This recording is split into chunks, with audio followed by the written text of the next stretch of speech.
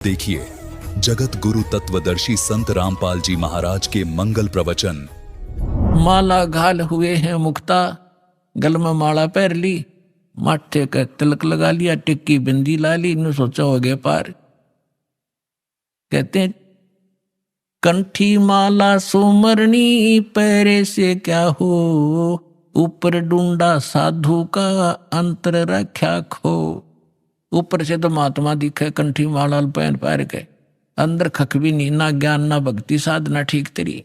सन्यासी 10 नाम कहावे, शिव शिव करे न संशय जावे। निर्वाणी निकछ निसारा, भूल गए हैं ब्रह्म द्वारा। यो भी बैदा है बैदे से भेद अलैदा, यो भी बैदा बैदा क्यों जाना, हम सतगुरु बैठे न्यू जाना।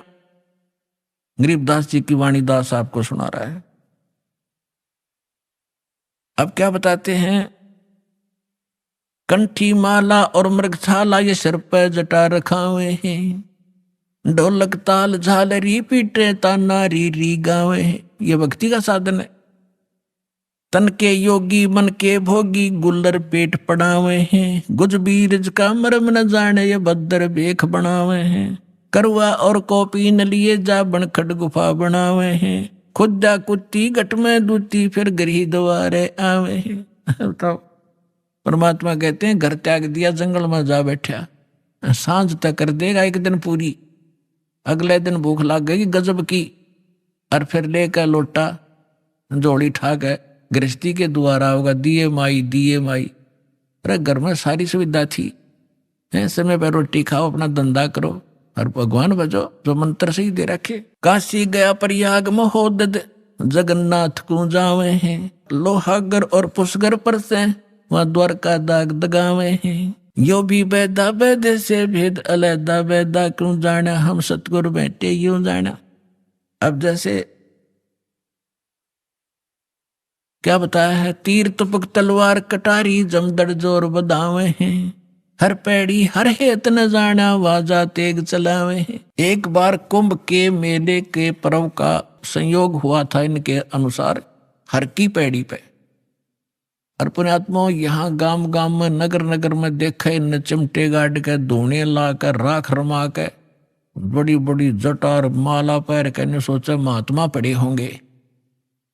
अब वहां जाकर कुंभ के मेले पे जब ये क्या करते हैं, गिरी एक ग्रुप में, पुरी न्यारे, नागा अलग से, सन्यासी न्यारे, वैष्णो अलग से, ये सब अपने अपने ग्रुप में वहां इकट्ठे हो जाते हैं। कनपाड़े न्यारे बिना कनपाड़े नाथ अलग से।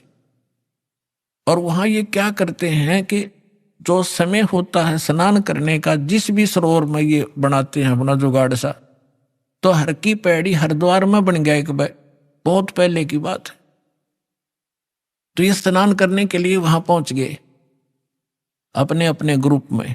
जब वह पर भी लगी थी तो सबसे पहले नागा चले गए हर की पैड़ी पे, सब वो स्नान करने लगे, कई हजार थे। पीछे से वैष्णो साधु आगे, विष्णु जी के उपासक, और नागा थे तमोगुणी श्री शंकर जी के उपासक। अब वैष्णु ने कहा कि नागाओं पहले हम स्नान करेंगे, हम स्वच्छ हैं, शुद्ध हैं, विष्णु जी के उपासक हैं, हम उत्तम हैं, हम सर्वश्रेष्ठ हैं।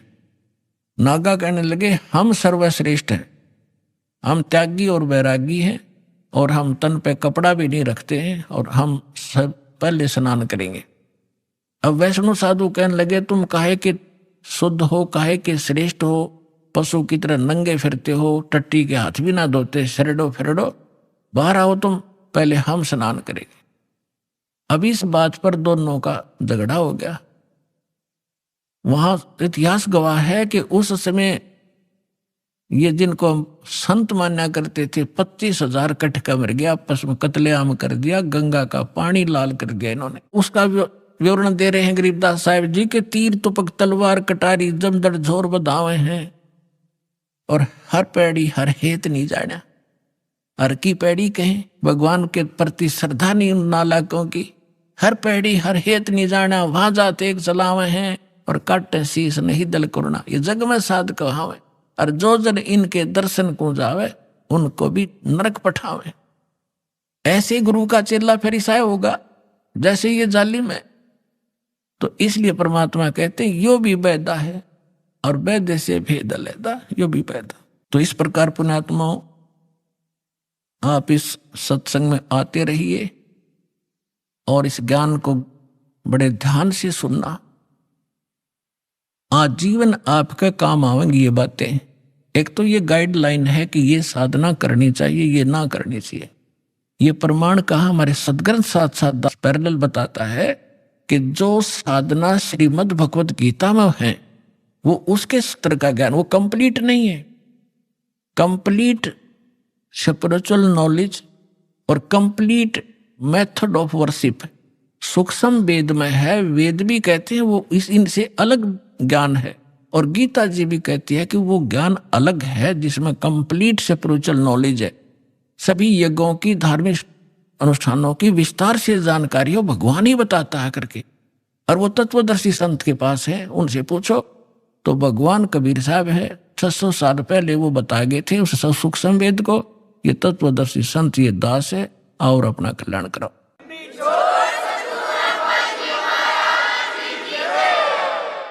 परम पिता परमात्मा पूर्ण ब्रह्म सर्वश्रेष्ठी रचनहार कबीर देव, कबीर साहेब, कबीर परमेश्वर जी की असीम रजा से आप सभी पुण्यात्माएं परमात्मा की महिमा श्रवण करने के लिए उपस्थित हुए। जिस प्राणी के युगों युगों के शुभ संस्कार एकत्रित हो जाते हैं उनको मानव शरीर प्राप्त होता है। उससे भी शुभ संस्कारी वो हंस आत्माएं हैं जिनको सतगुरु मिलते हैं, सत्संग श्रवण करने का अवसर प्राप्त होता है। पुण्यात्माओं, आज तक हमें परमात्मा की ABC का भी ज्ञान नहीं था। हम कह भी अध्यात्म मार्ग का नहीं जान पाए, चाहे हम अपने आप को कितने ही विद्वान मानते रहे, चाहे हमने वेदों को कंठस्थ याद भी कर लिया, श्रीमद् भगवत गीता के सभी श्लोक भी हमने रट रखे थे, क्योंकि इसके विषय में परमेश्वर स्वयं आकर ही बताते हैं, गुरु बिन काहू न पाया ज्ञाना, जो थोथा बुस छड़े मूड किसाना।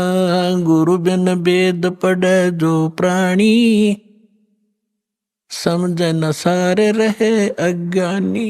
ओए होए, परमेश्वर ने 600 वर्ष पहले बताया था कि ये ऋषि, महर्षि, ब्राह्मण लोग, विद्वान, संत, मंडलेश्वर वेदों को कंठस्थ तो याद कर लिया, इनकी प्रभुता भी बनी हुई है। कोई चतुर्वेदी, कोई त्रिवेदी, कोई दिव्यवेदी कि इन्होंने चारों वेदों को कंठस्थ याद कर रखा है। किसी ने 3 वेदों को, वो त्रिवेदी कहलाता है। किसी ने 2 वेदों को कंठस्थ याद कर रखा था, वो दिव्यवेदी कहलाते थे। अपने आत्माओं, यहां परमात्मा कहते हैं कि प्रत्येक प्राणी, प्रत्येक आत्मा, जब से वो परमात्मा कहते हैं मेरे से बिछड़ी है, उसी के तुरंत बाद इसको एहसास हो गया है कि हमसे गलती हो चुकी है और हमारी कोई अनमोल वस्तु हमसे छीनी जा चुकी है, और उसके बगैर हम रह नहीं सकते, उसके बगैर हम सुखी नहीं हो सकते। उसको अब हम परमात्मा कहते हैं। तो जिस कारण से इस आत्मा ने उस वस्तु को पाने के लिए एक भरसक प्रयत्न किया, और अभी तक वो सशक्त प्रयत्न जारी है। उसके लिए उन्होंने जंगलों में जाना, राज त्याग देना भी उचित समझा। शरीर नष्ट हो जाए, गल जाए, तपस्या कर करके उन्होंने भगवान पाना ही चाहा, पर नहीं मिला। उन्होंने चारों वेदों को कंठस्थ याद कर लिया, पढ़ने लगे थे परमात्मा को खोजने के लिए। फिर वो याद हो गए, क्योंकि पहले शांत स्वभाव के लोग होते थे, वर्तमान की हाहाकार नहीं थी। बार बार के रिपीटेशन से, आवर्ती से ये कंठस्थ हो जाते हैं। तो उन्होंने चारों वेदों को याद कर लिया, और कोई भी कहीं बोलता तो वो तुरंत उसके अध्याय और मंत्र को तुरंत सुना देता, जिस कारण से वो प्रभुता प्राप्त हो गए। और जब प्राणी को प्रभुता प्राप्त हो जाती है, परमात्मा से कोसों दूर हो जाता है, क्योंकि जीव साहब नहीं हो सकता, परमात्मा ही साहब है। अब आप देखते हो हम कितने अज्ञानी हो गए। हम छोटी सी पोस्ट प्राप्त कर लेते हैं, यदि हम कोई सीधा नाम पुकारता है तो हमें दुख होता था, और हमें साहब बोलता तो हम प्रसन्न होते थे, छाती फूल जाती है। इस ज्ञान से पता चलेगा कि साहब क्या है और जीव क्या है। तो कहने का भाव यह है कि वो वेदों के कंठस्थ करने वाले इतने प्रभु बन गए, उनको ब्राह्मण कहने लगे। ब्राह्मण का अर्थ होता ब्राह्मण सोए जो ब्रह्म पहचाने। ब्रह्म माने भगवान, परमात्मा को पहचाने अपने आत्माओं। यहाँ क्योंकि यह दातम मार्ग है, पहली कक्षा के बालक भी आते हैं, तो ब्रह्म का अर्थ ये समझ लेना कि निरंजन ज्योति काल है, नहीं। ब्रह्म का अर्थ वैसे प्रभु होता है, भगवान होता है, राम कहो, साब कहो, ब्रह्म कहो। लेकिन जैसे हम पूर्ण परमात्मा कहते हैं, पूर्ण ब्रह्म कहते हैं, इसका मतलब कोई इनकम्प्लीट ब्रह्म भी है। लेकिन ब्रह्म शब्द पर्याप्त है परमात्मा के लिए। लेकिन यहां ये नकली प्रभु घने हो गए, तो इसलिए प्रभु की पहचान जिसने कर ली, ब्रह्म की पहचान जिसने कर ली, वो ब्राह्मण कहलाता है। दास अपने प्रवचनों में बहुत बार पंडितों ब्राह्मणों के विषय में उनकी मूर्खता अज्ञानता सुनाता है, तो उसमें ये ना समझें कि दास एक ब्राह्मण वर्ण को कह रहा है। ब्राह्मण वर्ण अलग वस्तु है। जैसे एक वैद्य था और वो बहुत अच्छा वैद्य था, नाड़ी पकड़कर तुरंत बता देता था अमुक रोग है, औषधि भी उसके पास कारगर थी, सुप्रसिद्ध हुआ। उसकी एक दो पीढ़ी उसके द्वारा बताई औषधि और उस विधि से वो उपचार करते रहे, वो भी वैद्य कहलाए। लेकिन आगे चल के वो लाखों की संख्या बन गई उनके वंशजों की, और वो वैद्य नहीं है, फिर भी उनका सरनेम वैद्य बन गया। अब कोई कुछ कार्य करता है, कोई कुछ कार्य करता है, वो भी अपने पीछे लगाता है रमेश वैद्य, और काम क्या है उसका, परचून की दुकान। जानता नहीं पेट के दर्द की दवाई औषधि, और लिखता है रमेश वैद्य, तो वो वैद्य नहीं है। और यदि कहीं किसी वैद्य की मूर्खता बताई जाती है कि रोग ये और दवाई ये दे रहा है, ये खाक वैद्य है, तो उस वैद्य को दुख नहीं होता जो परचून की दुकान किए हुए। इसी प्रकार ब्राह्मण की विषय में जानना, मेरे पूज्य गुरुदेव जी ब्राह्मण वर्ण में जन्मे थे, लेकिन वो अपने आप को ब्राह्मण नहीं कहते थे, पंडित नहीं कहते थे। पंडित ब्राह्मण की दूसरा पर्यायवाची पंडित भी कहलाता है। पंडित का भी यही अर्थ होता है। वो ब्राह्मण नहीं कहलाते थे जो हमने अपने परंपरागत समझ लिया है। हम किसको ब्राह्मण मानते हैं? जो श्राद्ध निकलवाता हो, पत्रे बाँच कर सुना दे, तेरा ये आपत्ति आनी है, ये ऐसे कर दे, ऐसे वैसे कर दे, ये ब्राह्मण कहलाते। लेकिन यदि हम पंडित की परिभाषा समझना चाहें तो हमारे पूज्य गुरुदेव जी ब्राह्मण होते हुए अपने आप को ब्राह्मण नहीं कहते थे, वो संत कहलाते थे कि हमने पंडिताई कभी की नहीं, हम ब्राह्मण नहीं हैं। और मेरे दादा गुरु जी छावला गांव दिल्ली के अंदर, दिल्ली स्टेट में एक छावला गांव है नजफगढ़ के पास, वहां के वो जाट थे। और बचपन से ही वो हमारे जो चौथे दादा गुरुजी थे उनके संपर्क में आ गए। उन्होंने उसको काशी विद्यापीठ में पढ़ाया, अपने पास ही रखा, तो वो 4 विषय के आचार्य बन गए उस विद्या को पढ़कर। लेकिन उन्होंने पंडिताई की नहीं, फिर भी वो पंडित चिदानंद नाम से जाने जाते थे। और उनका आश्रम बना हुआ है जिला सोनीपत हरियाणा, तहसील खरखोदा के पास एक गोपालपुर गांव है छोटा सा, उसमें उनका आश्रम बना हुआ है। दास उसको बहुत बार देख कर आया है, उस पर लिखा है पंडित चिदानंद आश्रम, जबकि वो वर्ण में जाट थे। तो हमने सबसे पहले ये देखना है कि यहाँ इन चीजों का हमने इनसे ऊपर उठना है, जातिवाद से। हमारी क्या जाति है? जीव हमारी जाति है, और मानव धर्म हमारा हिंदू, मुस्लिम, सिख, ईसाई, कोई धर्म नहीं है न्यारा। जब हम परमात्मा के इस अध्यात्म ज्ञान से परिचित होंगे, फिर हमने कोई भी दूसरा सा नहीं दिखेगा, ना कोई मुसलमान दिखाई देगा, ना कोई ईसाई दिखेगा, ना हमें कोई हिंदू दिखेगा, ना कोई सिख दिखाई देगा। हम एक पिता की संतान हैं, हम परमात्मा के लिए ही विभाजित हुए हैं, परमात्मा के लिए अब हम एक होंगे, क्योंकि हमें ज्ञान हो जाएगा। हम रूढ़िवादी नहीं रह सकते, क्योंकि परमात्मा ने शिक्षा इसीलिए आपको दी है। अब हम अपने प्रसंग पर आते हैं। गुरु बिन काहू न पाया ज्ञाना, जो थोथा भूस छड़े मूड किसाना। गुरु बिन वेद पढ़े जो प्राणी, समझन सारे रहे अज्ञानी। अब तो कहते हैं प्रत्यक्ष को प्रमाण की आवश्यकता नहीं पड़ती, क्योंकि दास ने परमेश्वर कबीर जी के द्वारा दी गई उस बुद्धि से, दास एक जीव बुद्धि है, और जब परमात्मा रजा बख्शते हैं, यही जीव परमात्मा वाले ही ज्ञान को आगे चला सकता है, सुना सकता है और उसको समझ सकता है। तो उस परमात्मा की कृपा से आपके समक्ष ये तो हो ही चुका है कि यथार्थ ज्ञान क्या है, अध्यात्म मार्ग कैसा है, और ये भी आप खूब समझते हैं कि आज तक इस हमारे सदग्रंथों को हमारे ही ऋषि, महर्षि, गुरु, ब्राह्मण, आचार्य, शंकराचार्य इस सिलेबस से परिचित नहीं थे, तो खाक टीचर थे वो। जीवन अपना नाश कराया, हमारे पूर्वजों का भट्ठा बैठा दिया, भूत बनवा दिए, फिर उनके श्राद्ध निकलवाने शुरू कर दिए। तो इस तरह की भ्रमणा अज्ञानता से फैलती है। तो आज तक हमारे जितने भी ऋषि महर्षि हुए हैं, इवन ब्रह्मा, विष्णु, महेश, इनको कोई अध्यात्म ज्ञान नहीं था। पुण्यात्माओं, परमात्मा ने 600 वर्ष पहले कहा था ये ज्ञान, लेकिन उस समय हम शिक्षित नहीं थे।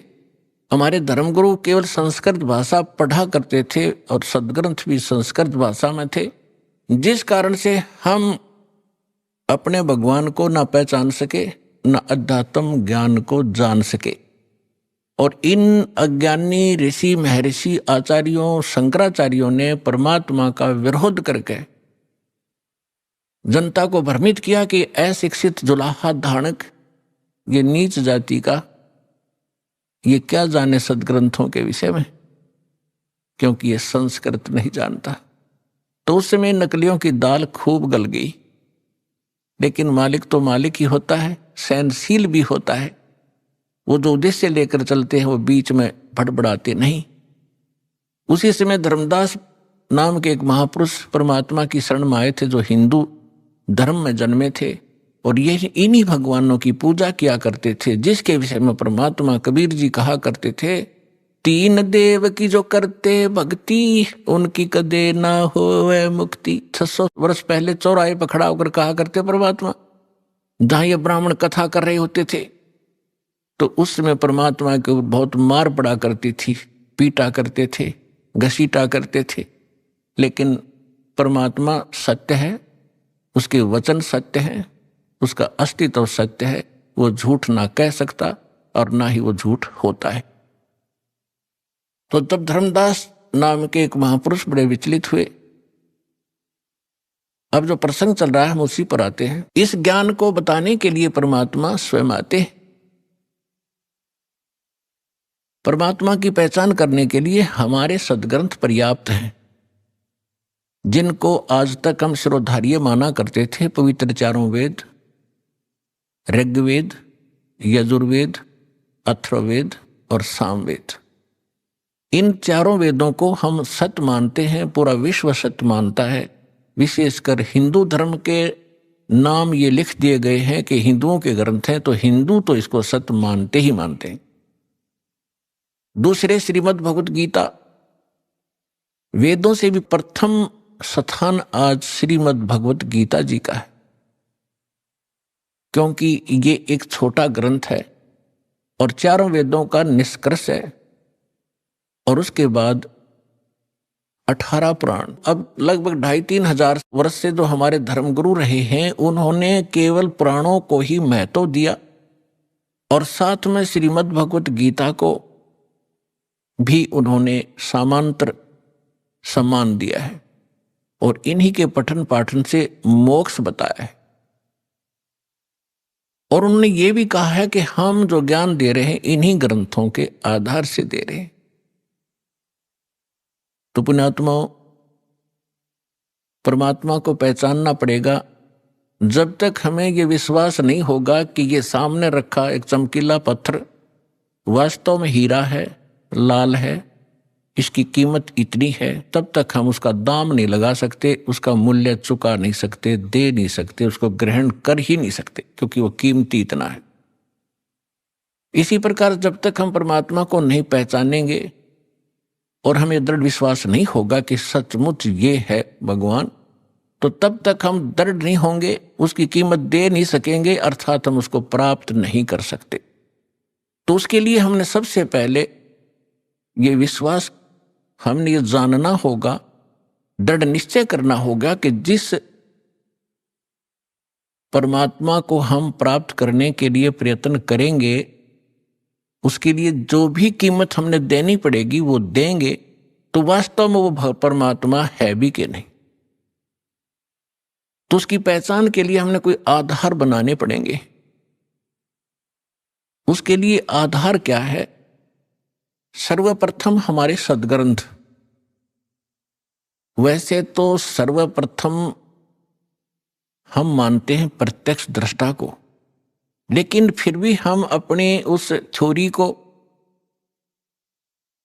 हम नकारा नहीं कर सकते, जिसको आज तक श्रोधार्य मानते रहे और सत्य मानते रहे। तो हम पहले थ्योरी फिर प्रैक्टिकल दोनों को से हम सिद्ध कर लेंगे कि सचमुच कौन है परमात्मा। तो इसके लिए हमने सबसे पहले अपने सद्ग्रंथों की थ्योरी को देखेंगे कि उनमें क्या लिखा है, और फिर प्रैक्टिकल। जब दोनों एक जैसा रिजल्ट देंगे तो ही इज गॉड, वो परमात्मा है।